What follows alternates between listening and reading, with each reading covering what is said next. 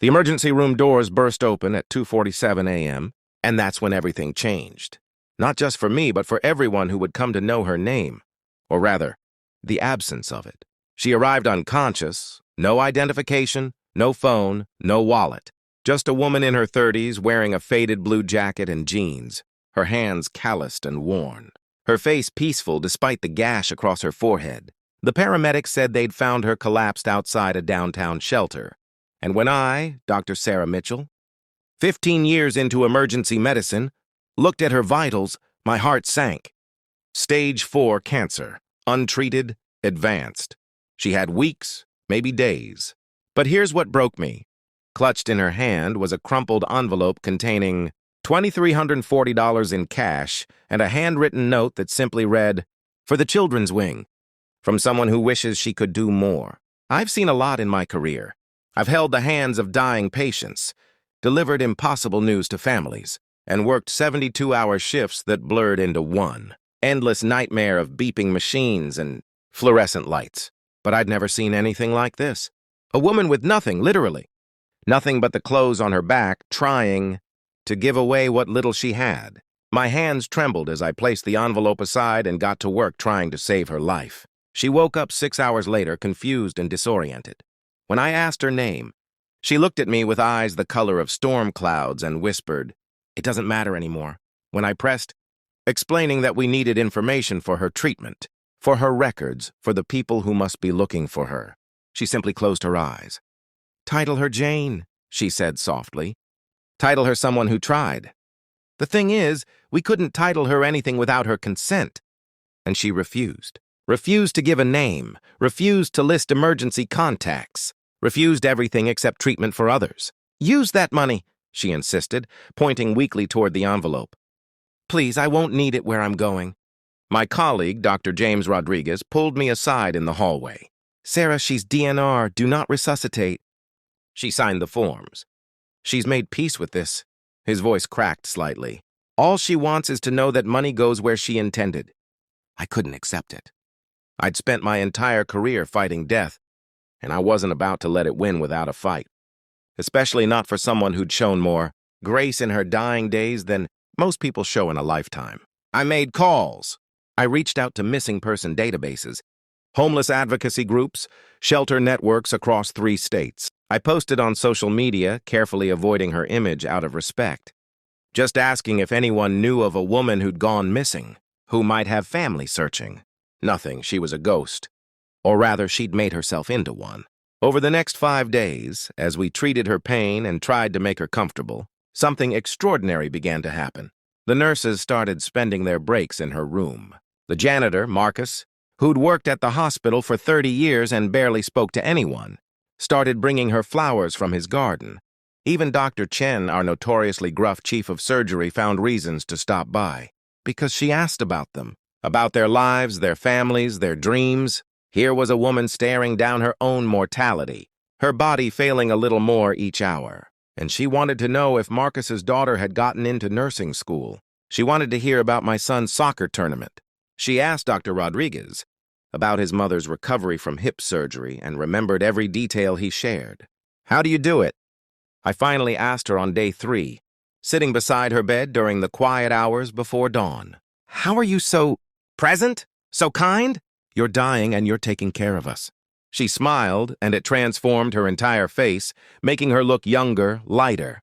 "Dr. Mitchell, I've been dying for 2 years. I've had time to think about what matters. And I'll tell you what I learned. It's not the time you have. It's what you fill it with. I can't fill my time with years anymore, but I can fill it with love, with connection. That's the only thing that's ever been real anyway." I cried then. I'm not someone who cries easily, but I sat there in that plastic chair, still wearing my white coat with coffee stains on the sleeve, and I sobbed like a child. On day 4, the envelope mystery deepened. Our hospital administrator, Helen Crawford, came to me with confusion written all over her face. "Sarah, you need to see this." She handed me a printout of our donation records.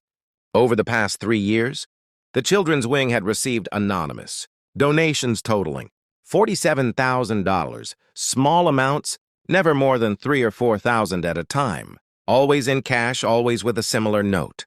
"It's her, isn't it?" Helen whispered. I looked through the window at Jane, our Jane. Everyone's Jane now, sleeping peacefully, her breathing shallow but steady. How? I asked. She's homeless. The social worker confirmed she's been living in shelters and on the streets for at least 18 months. We found out the next day, pieced together from conversations with shelter workers and others who'd known her. She worked, constantly, under-the-table jobs that paid cash, cleaning houses, washing dishes at restaurants, doing odd jobs, manual labor that her weakening body could barely handle. And she kept almost nothing for herself. She'd sleep in shelters, eat at soup kitchens, wear donated clothes, and save every penny she could to give away. Why the children's wing? I had to ask her when she was lucid again. Her expression grew distant. I had a daughter. Once, Lily, she died when she was 7. Leukemia. That was 15 years ago before everything fell apart.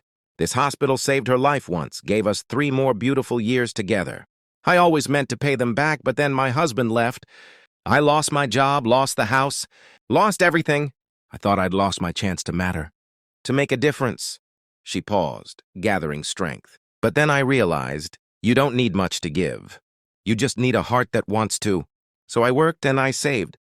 And every time I could gather enough, I'd bring it here. For other Lilies, for other children who deserve every chance. The dam broke then, not just for me, but for all of us. The story spread through the hospital like wildfire. Nurses pooled their money.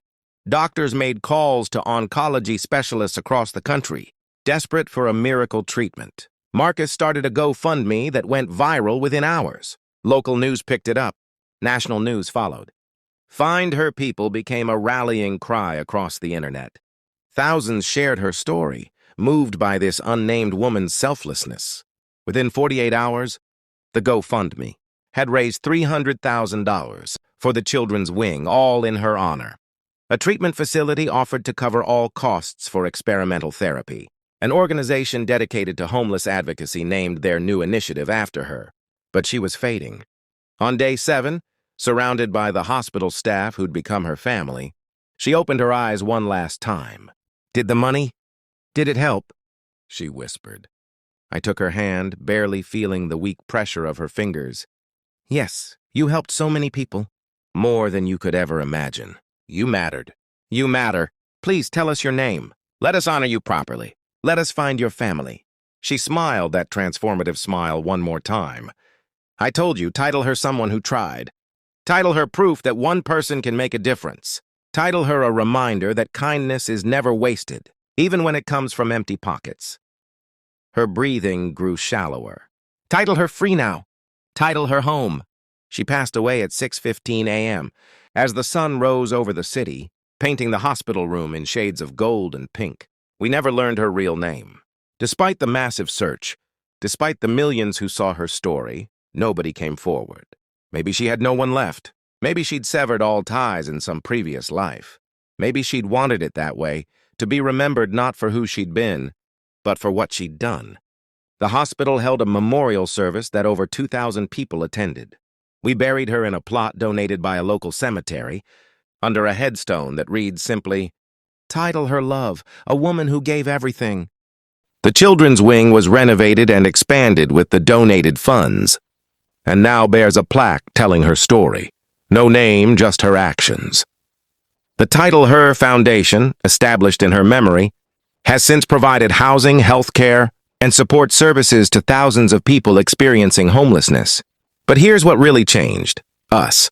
Every single person who knew her, who touched her life in those 7 days, walked away transformed. We started seeing the invisible people in our city.